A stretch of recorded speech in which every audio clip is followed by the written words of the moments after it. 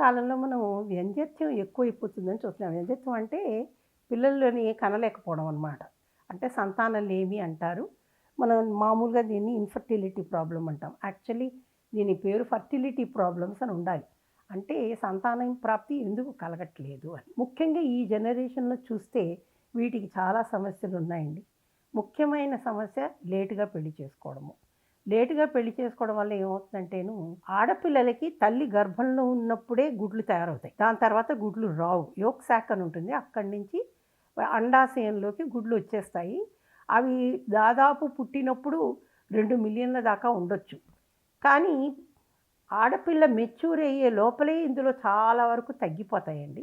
తగ్గిపోయి ఓ 60,000 దాకా వచ్చేస్తాయి. ప్రతిసారి ఒక గుడ్డు తయారు కావాలంటే బిడ్డ పుష్పవతి అయిన తర్వాత ఒక గుడ్డు బయటికి రావడానికి 300 ఎగ్స్ అంటే 300 గుడ్లు కంప్లీట్ చేస్తాయి. ఒకటే బయటికొస్తుంది. అంటే చూడండి ప్రతి నెల ఎన్ని గుడ్లు వేస్ట్ అయిపోతున్నాయో. అందుచేత ఏమవుతుందంటే మనకి వయసు పెరుగుతున్న కొద్దీ ముఖ్యంగా 35 ఏళ్ళు వచ్చేసరికి చాలా గుడ్లు తరిగిపోతాయి. అలాగే 37 ఏళ్ళు వయసు తర్వాత కొంచెం కష్టం కూడా అవుతుంది. సంతాన ప్రాప్తి కలగడానికి. కొంతమందికి ఈ 60,000 పుట్టినప్పుడు ఉండకపోవచ్చు. చాలా సమస్యలతో కొద్దిగానే ఉండొచ్చు. లేదా అండాశయాల్లో ఏదైనా ప్రాబ్లమ్ వచ్చి ఒక అండాశయం తీసేయవచ్చు. ఇవన్నీ కూడా ప్రాబ్లమ్స్ మనం పట్టించుకోవాలండి. ఇంకా ముఖ్యమైన సమస్య ఏంటంటేను మగవాళ్ళలో ఊబకాయం అన్నది ఆడవాళ్ళలోనే కాదు మగవాళ్ళలో కూడా చూస్తున్నాం. ఈ మగవాళ్ళలో కూడాను ఊబకాయం వల్ల వాళ్ళ వీర్య కణాల సామర్థ్యము తగ్గిపోతోంది. కణాల సంఖ్య కూడా తగ్గిపోతోంది. దీనివల్ల ఇదివరకు అనుకునేవాళ్ళు అన్నిటికీ ఆడవాళ్లే కారణము. వాళ్ళకి పిల్లలు కనకపోతే దంపతులకు ముఖ్యంగా ఆడపిల్లల వల్లనే కావటం లేదు. కానీ మేము ఇప్పుడు చూస్తున్నది ఏంటంటే 50-60% వరకు మగవాళ్ళలో లోపం ఉంటుందండి. ఆడపిల్లలలో లేకపోయినా మగవాళ్ళలో లోపం ఉంటుంది. సరే మంచిది మనకి ఇప్పుడు చాలా ఫర్టిలిటీ క్లినిక్స్ వచ్చేసాయి. దాన్ని అధిగమించేందుకు ఎగ్ డొనేషన్ ఉంది, స్పర్మ్ డొనేషన్ ఉంది. కానీ అది విచ్చలవిడిగా సాగిపోతున్నందువల్ల మనకి ముఖ్యంగా ఇప్పుడు ఏఆర్టీ యాక్ట్‌లోను అంటే అసిస్టెడ్ రిప్రొడక్టివ్ టెక్నిక్స్ యాక్ట్‌లోను గవర్నమెంట్ కూడాను కొన్ని మార్పులు, చేర్పులు చేసింది. దీనికి ఖర్చు కూడా చాలా ఎక్కువవుతుంది. ఈ ఫర్టిలిటీ ప్రాబ్లమ్స్ ఎక్కువ పోవడం వలంచి మనకి వీధి వీధికి ఒక ఫర్టిలిటీ క్లినిక్ కూడా వచ్చేసిందండి. కానీ ఎవరు ఎథికల్‌గా చేస్తున్నారు? ఎథికల్‌గా చేస్తున్నారు అంటేను వాళ్ళు అన్నీ చూసుకుని కరెక్ట్‌గా చేస్తున్నారా లేదా అన్నది మనం చూడాలండి. అలా కాకుండా వీళ్ళకి చెప్పకుండా ఎవరిది లోపమో చెప్పకుండా నీకు తప్పకుండా పిల్లలు పుడతారు అని చెప్పడానికి అవకాశం లేదు. ఎందుకంటే మనము టెస్ట్ ట్యూబ్ బేబీ అంటే ఐవీఎఫ్ అంటాం. ఇన్ విట్రో ఫర్టిలైజేషన్ ఈటీలో కూడాను 40-50% వరకే మనకి success rate. Take home baby rate అంటామండి. ఈ టేక్ హోమ్ బేబీ రేట్ అంటేను బిడ్డ 9 నెలలు అయినాక పుట్టి ఇంటికి తీసుకెళ్ళడం అనమాట. ఈ టేక్ హోమ్ బేబీ రేట్ చాలా మంచి చోట్ల కూడా 50% వరకే మనకి జరుగుతుంది. అది కూడా 3 సార్లు ప్రయత్నించినాక. దీనికి గుడ్డు సరిగ్గా ఉండాలి, అలాగే వీర్యంలో కణాలు సరిగ్గా ఉండాలి. ఈ 2 సరిగ్గా లేకపోతే గనక ఆ ప్రక్రియ కూడా సరిగ్గా సాగదండి. ఇంకొకటి ఏంటంటే ఆడవాళ్ళలో కూడా మనం చూసేది ఊబకాయము, పాలిసిస్టిక్ ఓవేరియన్ సిండ్రోమ్ అంటాము. లేట్‌గా పెళ్లి చేసుకోవడం వల్ల వాళ్ళకి షుగర్ ఉండొచ్చు, బీపీ ఉండొచ్చు. ఈ అన్ని సమస్యలు కూడాను ప్రెగ్నెన్సీ వచ్చాక ఇంకొంచెం ఎక్కువవుతుంది.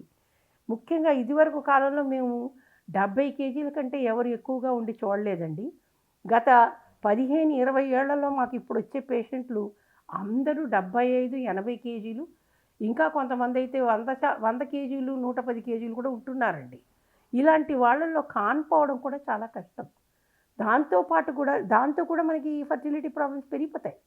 కాబట్టి ముఖ్యంగాను అందరూ కూడాను స్థూలకాయాన్ని అదుపులో ఉంచుకోవాలి. దీనికి ముఖ్యమైన కారణం మన ఆహారపు అలవాట్లు మారిపోవడము. ఇవన్నీ ఒక పక్కన పెడితే ఇంకొక సమస్య మేము ఇటీవల చాలా చూస్తున్నామండి గత 10 ఏళ్లుగాను. అసలు సంభోగమే జరగట్లేదు. ముఖ్యంగాను నేను ఇది చూసింది సాఫ్ట్‌వేర్ ప్రొఫెషన్‌లో, ఐటీ ప్రొఫెషన్‌లో ఉన్న వాళ్ళల్లో. ఒకటి వాళ్ళు టైం లేదంటారు. లేదా రెండవది మగవాళ్ళల్లోనేమో సంభోగపు సమస్యలండి.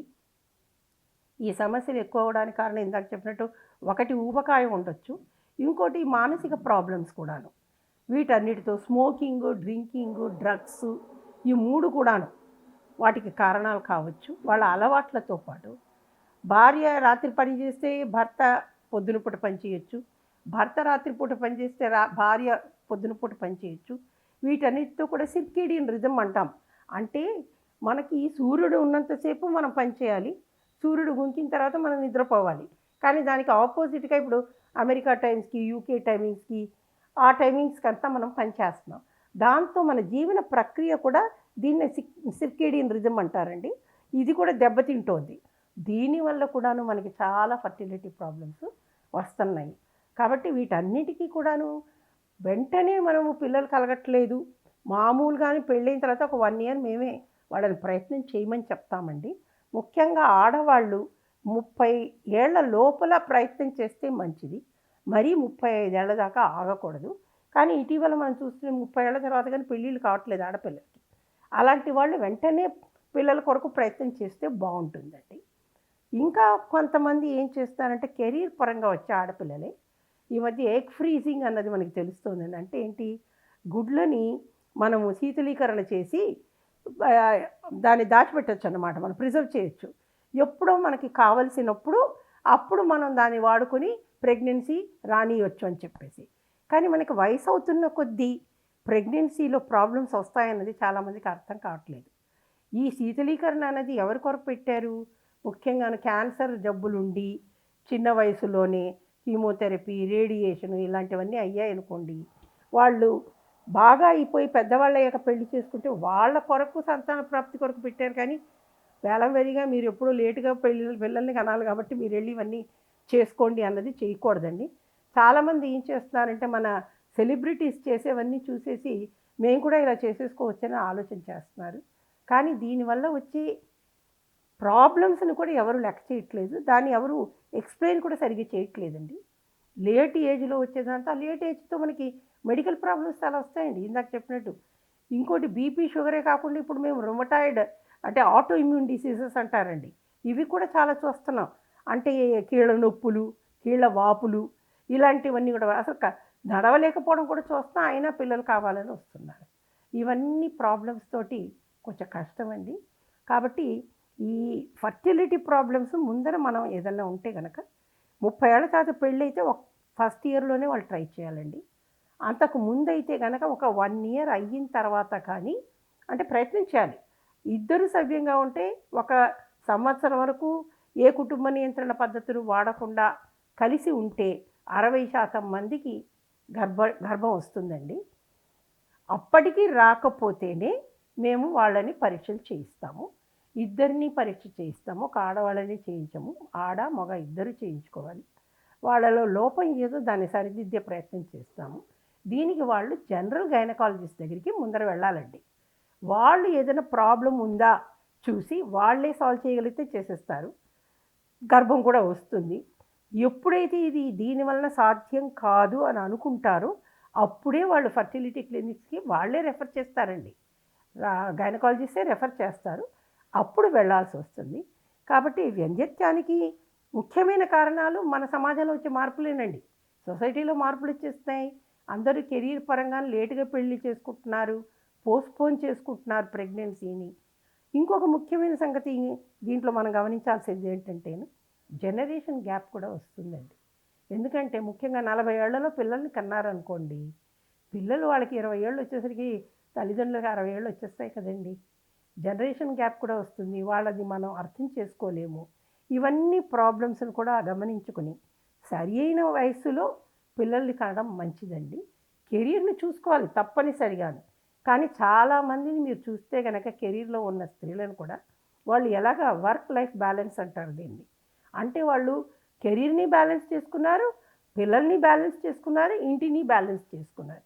ఇది అందరూ అలవర్చుకోవాలండి. అంతేకాని మనం అన్నీ పోస్ట్పోన్ చేసుకుందాము. ఇన్స్టెంట్ కాఫీ లాగా నేను తలంచుకున్నప్పుడే నాకు ప్రెగ్నెన్సీ రావాలి, అంతలోపల రాకపోతే ఈ డాక్టర్ కాకపోతే ఇంకో డాక్టర్ దగ్గరికి వెళ్దాం. ఇవన్నీ కూడాను మీరు ఆలోచించవలసినటువంటి సమస్యలండి.